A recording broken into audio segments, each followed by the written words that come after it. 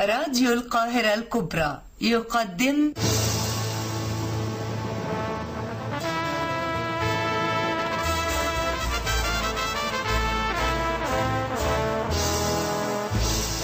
للحياة أحلام وآمال نتعلق بها لتفتح لنا طريقا نحو غد مشرق.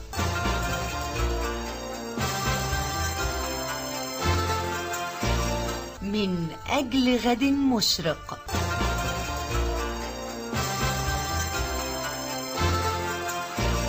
تقديم صديق الصفتي.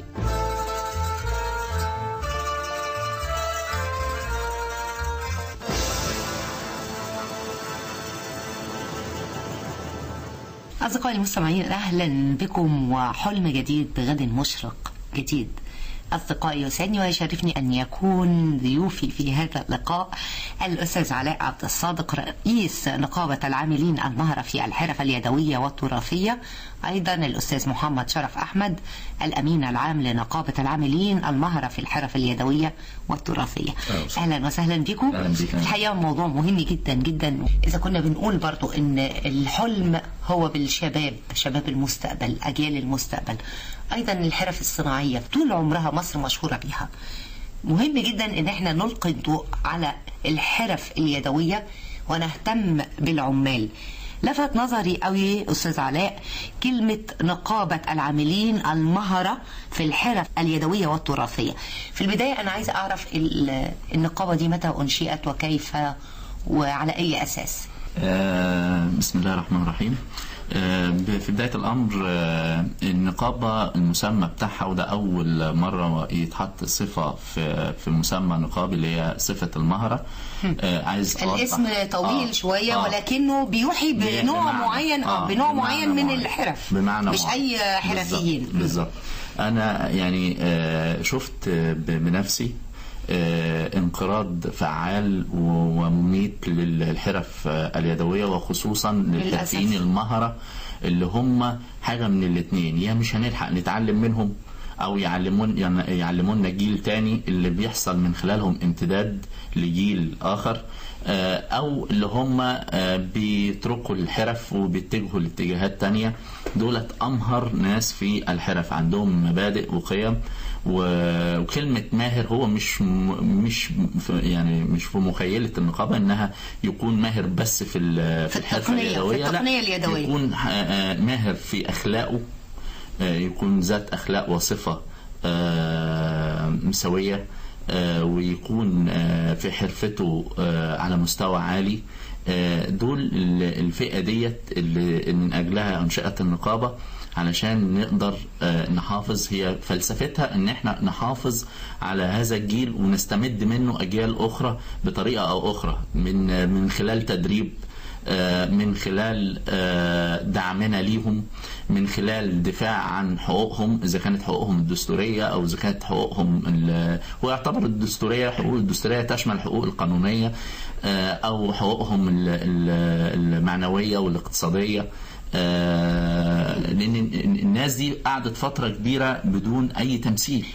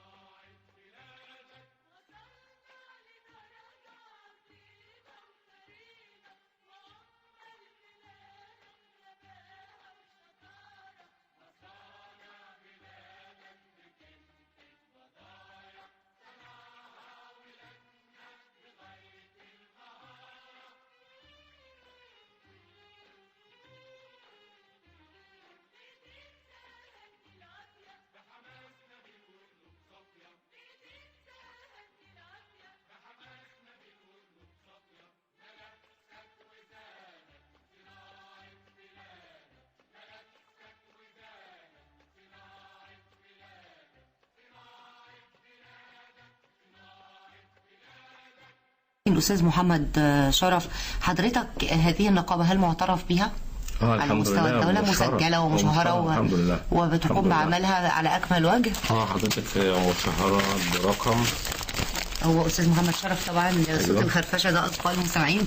القرار بتاع مديرية القوى العاملة والهجرة إدارة الاتصال النقابي إلى من يهمه الأمر، نفيد سيادتكم علما بأنه تم إيداع أوراق تأسيس نقابة العاملين المهرة بالحرف اليدوية التراثية المستقلة. إذن هي نقابة مستقلة بالقاهرة بتاريخ 27/1/2014، يعني تاريخ قريب. على كل ألف مبروك على مصر شكرا. أولا ولكل العاملين.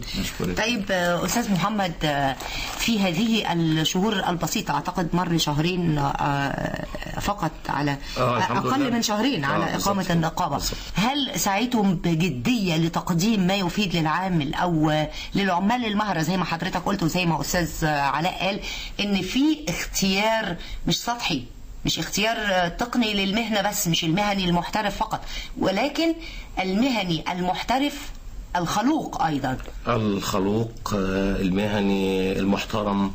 بندور على المهني برضو. احنا يعني الاسم لما حطيناه بانه العاملين المهرة، احنا فعلا بننقي المهرة يعني، وبننقي مش اي مهنة كمان يعني. العاملين اللي بيشتغل بايده وممكن يبقى جاهل مش متعلم شيء، عرف المهنة دي وراثة، ولكن هو في حد ذاته مدرسة مهنية بالظبط كده، ويقدر يعلم أجيال وراه. لأن احنا بناخد المهرة منهم، ما بناخدش أي حد فيهم يعني. بناخد العامل اللي بنلاقي فيه طبعا سلوكه قبل أي شيء، حرفته علشان يقدر يتعاون. التزامه. أيوة، يقدر يتعاون ويفيد الآخرين. بالظبط حضرتك. أستاذ علاء عبد الصادق، رئيس نقابة العاملين المهرة في الحرف اليدوية والتراثية، هل فكرت حضرتك أثناء إنشائك لهذه النقابة أو قيامك بهذه المبادرة الرائعة للحرف المصرية إنك تقيم مثلا زي فصل، مش هنقول مدرسة، فصل تعليمي لتعليم أجيال جديدة لهذه الحرف؟ هذا ضمن أحد أهداف النقابة. ولكن أنا قبل ما أنشئ مدرسة أو فكرة المدرسة يجب علي الأول إن القاعدة اللي أنا الحرفيين نفسهم إن إحنا ندور على حقوقهم ونحاول نحل بعض مشاكلهم عشان يقدروا يؤمنوا بالنقابة وبروح النقابة ويفهموا يعني إيه عمل نقابي. خلي بالك إحنا بنشتغل في جو صعب جدا جدا. جو النقابات جديد على مصر، جديد على الحرفيين. أصعب ما يكون إدارة نقابة حرفية، جو الحصول على الحق أولا هو أصعب ما يكون، وإحنا في حالة تأسيس يعني حاليا لسه في حالة تأسيس. أصعب ما يكون فعلا إدارة نقابة حرفيين. أنا كنت في اجتماع مرة وبقدم نفسي كرئيس نقابة، ففي واحد راجل لواء شرطة فبيقول لي أنا ما كنتش متخيل ولا مصدق إن أنت رئيس نقابة الحرفيين. فبسأله سؤال، قال لي عشان أصعب ما يكون الحقيقة أصعب ما يكون السيطرة على العامل، تسيطر على العامل، أو إنك تكون رئيسه أو يرضى إن أنت تكون رئيسه، وكل واحد له ملكته وكل واحد شايف نفسه إن هو رئيس نفسه. لا والعامل بالذات بيحس إن هو رئيس جمهورية نفسه، ما حدش يديله أوامر أو حد يوجهه أو حد يقول له لا ده صح وده غلط، هو مع نفسه بالظبط. فاحنا في حالة ترويض للعاملين. حلو قوي. ده شيء، ده صناعة لمستقبل مصر.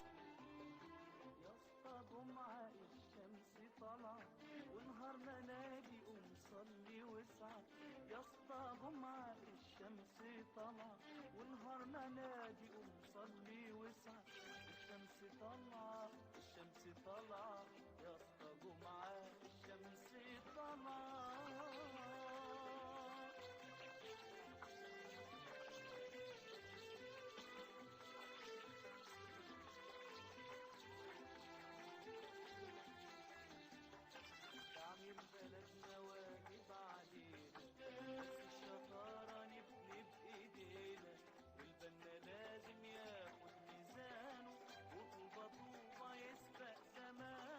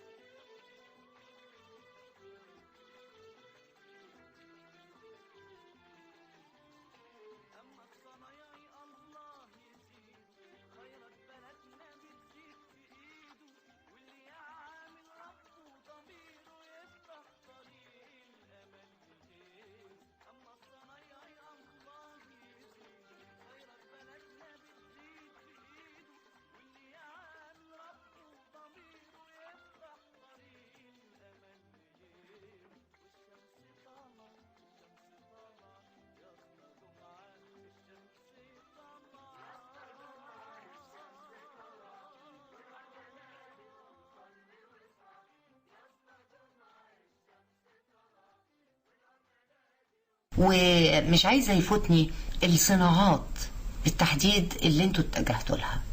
ولو ان يعني الواحد، انا عن نفسي لما بنزل اشتري حاجة قلبي بيوجعني كمصرية لما اشوف سجادة الصلاة صيني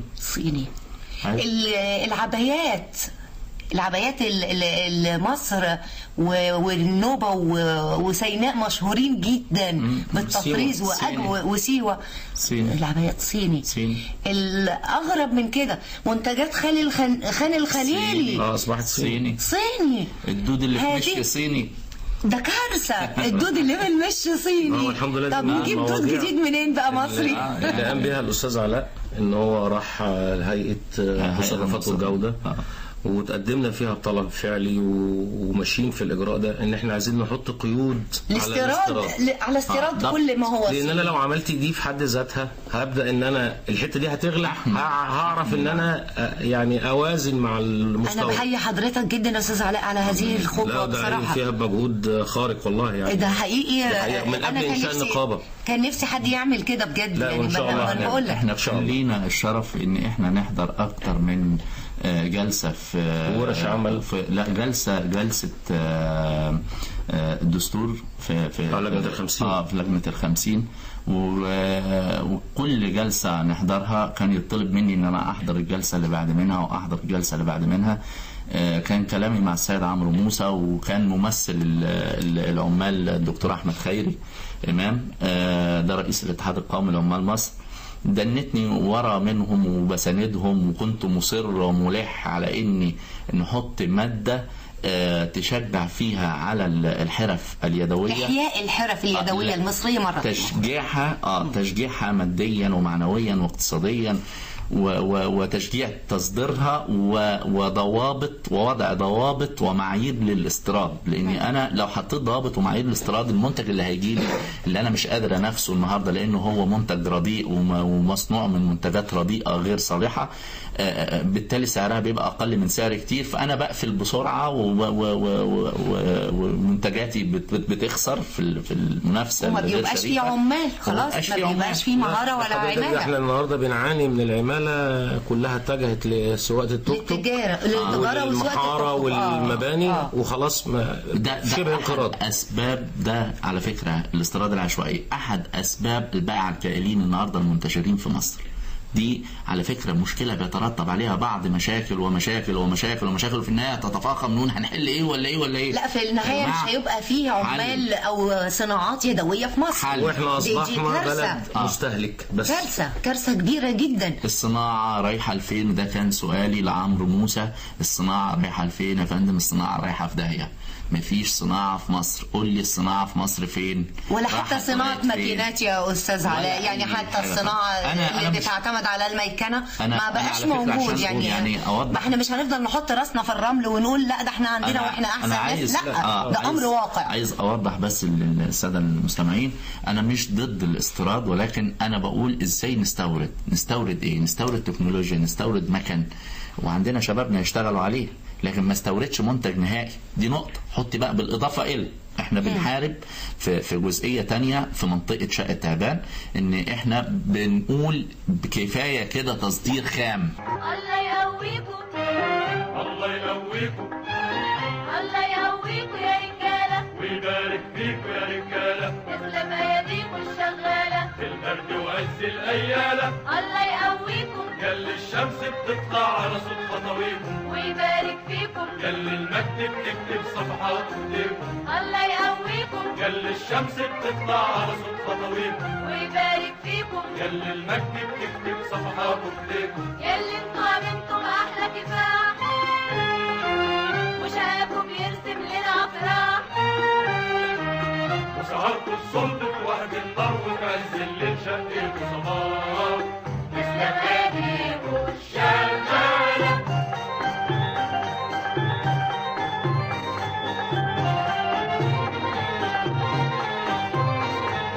الله يقويكم ياللي وهبتوا ربيع العمر لأراضيكم، ويبارك فيكم ياللي العزم وجوده بينطق في عينيكم.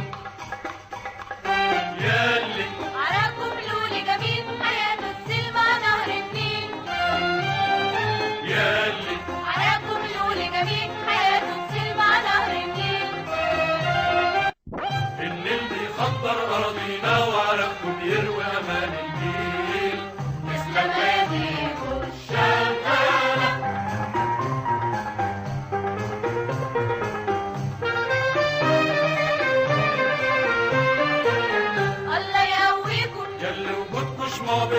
تنور ليالينا ويبارك فيكم يلي كفاحكم نار تهلك أعدينا الله يقويكم يلي وجودكم شموع بتنور ليالينا ويبارك فيكم يلي كفاحكم نار تهلك أعدينا يلي انتوا بقاكم في التصنيع بتخلي خريف ايامنا ربيع يا صباح الورد على عيونكم يا صباح المجد على المشاريع بإسلام ايديكم شغالة الله يقويكم يا رجاله ويبارك فيكم يا رجالة تسلم ايديكم الشغاله في البرد وعز الأيالة الله يقويكم يا رجاله ويبارك فيكم يا رجالة تسلم ايديكم الشغاله في البرد وعز الأيالة الله يقويكم يا رجاله ويبارك فيكم يا رجالة تسلم ايديكم الشغاله. قبل ما نخش خام على بقى. منطقة شق التعبان، لأن منطقة شق التعبان موضوعها كبير جدا جدا جدا. أستاذ محمد شرف، برضو يعني أنا عايز أعرف تحديدا إيه هي الصناعات اللي أنتوا بدأتوا بيها؟ في فين صناعة الخزف والصين يا أستاذ علاء؟ خلاص ما هو فين صناعة الأواني الفخارية؟ لا موجودة حضرتك، موجود؟ موجودة طب مع الحمد يعني لله. مع الانقراض لكن موجودة. موجود يعني في لسه عندنا 2 صناع 3 كده موجودين؟ للقش موجودين، عندنا للقش، صناع للحصر. للنخ بالظبط كده موجود؟ بالجريد، بيجيب الجريد ويشكل منه.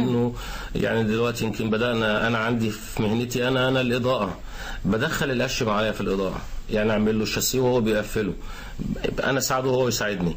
زي ما في عندنا الإزاز النفخ اليدوي العربي الإسلامي القديم موجود تمام. معانا الحمد لله في ما هم النقابة. بيقلدوه دلوقتي في الصين، عمال وأنا الصدف. شفت منه صيني عمال على الصدف وفي منه صيني. آه. ما هو دي القيود اللي احنا عايزين نحطها للمنتج اللي بيستوردوه من بره عشان نقدر اننا ننافس قصاده. احنا محتاجين قيود كتيرة جدا علشان نقدر وان شاء الله نعيد ربنا بناء يقوي مصر. الاستاذ علاء فيها دي، يعني إن ده شاء موضوع الله. واخدين فيه خطوه لكن كويسه. برضو انا عايز اعرف ايه هي الصناعات اللي انت ابتدأت بيها؟ الصناعات التراثية أو الصناعات اليدوية التراثية اللي هو المسمى النقابي دوت، هي كل صناعة تصنع باليد لها روح تراثي. التراث ده بقى عبارة عن ايه؟ تراث اسلامي، تراث فرعوني. قبطي، تراث فرعوني، تراث شعبي. كل تاريخ وله تراث وله كل ملامح. حقبة زمنية وليها ما انا يعبر عنها. اقدر اقول لك الست اللي بتقعد تطرز في البيت ده شغل مهنة تراثية. فاكر الكليم؟ طبعا هو موجود حضرتك في مصانع ليه كمان. مصانع؟ لا انا مش عايزه مصانع، انا ما عايزه هو الكليم المصنع. بتاع النول. موجود فاكره؟ حضرتك، موجود. في الحرفه دي لسه موجوده. ده بيتعمل بقصايص القماش، بواقي القماش. ايوه، موجود. كانوا ستات موجود. البيوت زمان يفضلوا يلموا القماش القديم او الهدوم القديمه بالظبط. ويقصوها ويعملوها الكور دي، وبعدين يدوها للست اللي بتعمل النول تعمل لهم بيها. موجوده بس مع الانقراض برضه، يعني ما بنقولش موجوده ان هي يعني الانقراض مصانع. الانقراض ده له اسباب. ايه هي اسباب؟ نمرة 1 الاستيراد العشوائي المميت للصنعة، تمام، بدون أي ضابط أو رابط. أنا النهاردة سافرت جبت حاوية، تاني مرة هجيب كونتينر، نجح معايا كونتينر، ممكن أجيب 100 كونتينر في نفس الشهر. فين الضوابط؟ مفيش التجار ضوابط. اللي من النوع ده كتير. مفيش ضوابط. المشكله مش مشكله تجار، لا، اسمح لي تجار. يا استاذ محمد شرف. لا لا لا رقم واحد لا لا حضرتك هو اللي لا بيطلع لا يجيب. لا لا لا لا, لا. المشكله مش مشكله تاجر. التاجر بيجري ورا ربح ايا ما كان. احنا هنقول له حكم ضميرك شويه وحب بلدك شويه. طب فين الضمير حضرتك وهو عنده اصلا اساليب فين التهريب؟ ضمير المسؤول اللي سمح له بده اصلا؟ المسؤول ما شافش. لا، المسؤول ما شافش يبقى يقعد في بيتهم. ما انا اقول اسمح لحضرتك لي. يعني النهارده الصواريخ اللي موجوده في مصر كلها، المسؤول ما شافش. كلها داخله تهريب، المسؤول ممنوع. ما شافش لا، يبقى يقعد في صواريخ اللعب بيتهم. بس. ماشي، صواريخ اللعب ما هي دي كلها ممنوعه، لا لا لا لكن لا. دخلت ازاي؟ دخلت ازاي؟ يبقى المسؤول عن ده يقعد في بيته نفسنا على بقى طول. الناس اللي الفترة دي تتحاسب. مش عايزة حد يكون متراخي. لا لا يعني يا ريت بقى لاجل مصر علشان خاطر ربنا حبوا البلد شويه. الناس كل واحد يعمل للبلد، يا ريت. بلاش ان احنا يا ريت. نفضل نقول أنا- لا ده فلان جاري ده رمى زباله في الشارع هو اللي مسؤول. لا، طب ما انا مرميش، جايز لما يشوفني يقلدني. مظبوط. او لو شفته بلغ عنه. إذا كان رب البيت بالضف ضارب. ضارب فشيمة أهل البيت. مش هكمل، ولكن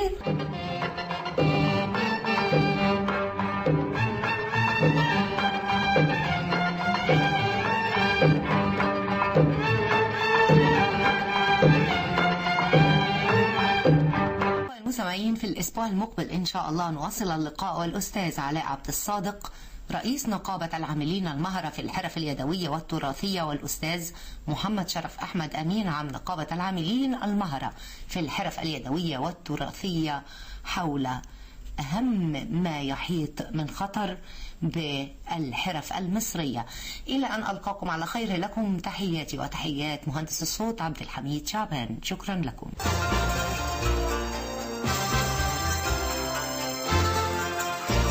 من أجل غد مشرق،